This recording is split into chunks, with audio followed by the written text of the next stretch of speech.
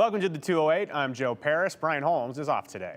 There is a citizens group in Idaho that wants to change how elections are run in the Gem State. The concept: go to open primaries and instant runoff general elections. This is also called ranked choice voting in other places. We'll tell you about it, though. In short, primary elections would include all political parties and the top 4 vote getters in the primary, regardless of their political affiliation. They would go on to the general election, and then voters would rank their top 4 in the general election, with the winner needing at least 50% of the vote.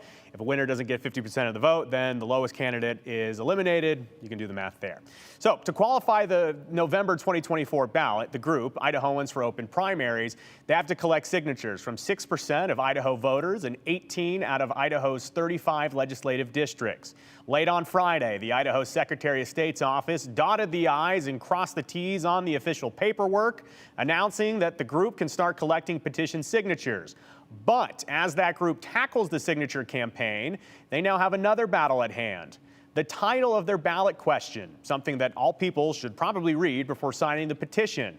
Well, that title, it's not one that the group gets to choose. Andrew Bartline explains.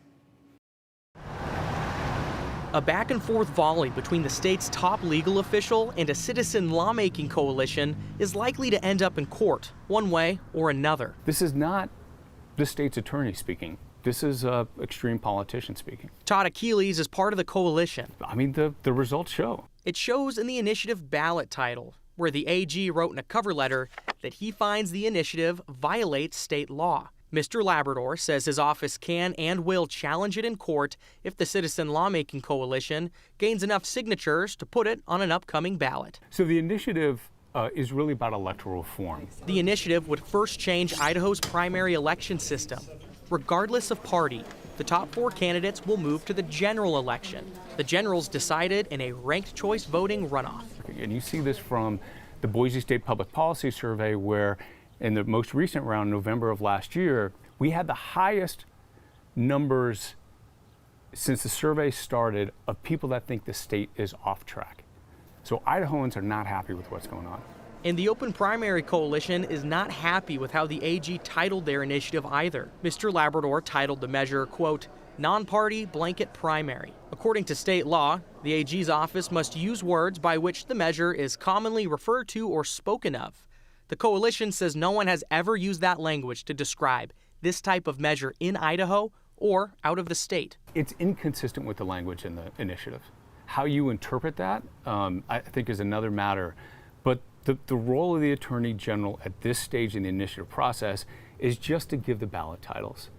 That's what the Constitution requires of him, not insert his political perspective on this. The coalition points to a tweet from May 2nd, where Mr. Labrador publicly opposed ranked choice voting. They say this tweet is evidence the AG is against their initiative. It's a math problem. It goes back to how he got elected. He wants to stop these reforms because he knows he's not a viable candidate if everyone has the right to vote. It's worth noting Mr. Labrador won the latest general election over a strong Democratic challenger in Tom Arkush. He did, but as we know in Idaho, it's the primary that matters. Attorney General Labrador won his primary by just 38,000 votes. But that required that 250,000 independents were prohibited from participating in that. That's wrong. That's not a healthy democracy. That's what we need to fix. It's not a club. If you want to join a club, go do that. You know, there's a responsibility here to all citizens in the state. Mr. Labrador's intention to file a lawsuit against this initiative comes from state law, that the initiative can only be about one subject. The AG finds changing the primary election system and adding ranked choice voting to the general are 2 different subjects. The AG says that makes it illegal. Here's how I look at it. When you go to get your car serviced and they replace the filter and the oil, is that one service or 2? Looking at the specific language of the law, the coalition says the subject matter is the election system, and the rest are matters properly connected to said election system. The coalition is asking the highest court in the state to reform the ballot title in response. So this is, again, I think part of an intentional strategy to make sure that this doesn't get through. But we're going to ask the Supreme Court to expedite their response. The coalition is unsure how this will impact their timeline. Initially, they hope to gain enough signatures by May 2024 that would get this initiative on the November 24 ballot. But they cannot even begin asking and collecting signatures until the title of the language fits what they see fair, because if they do otherwise, if they do win, they have to change the titles of this with the signatures they got previously. They would not count at all. So there is other language in this, Joe, that they're concerned about as well. There's pieces in this where the AG's office defined how the voting would work exactly, how ranked choice voting works. They disagree with it. They say he's misunderstanding it. They want that fixed too. We reached out to the AG's office. We have not gotten a response yet.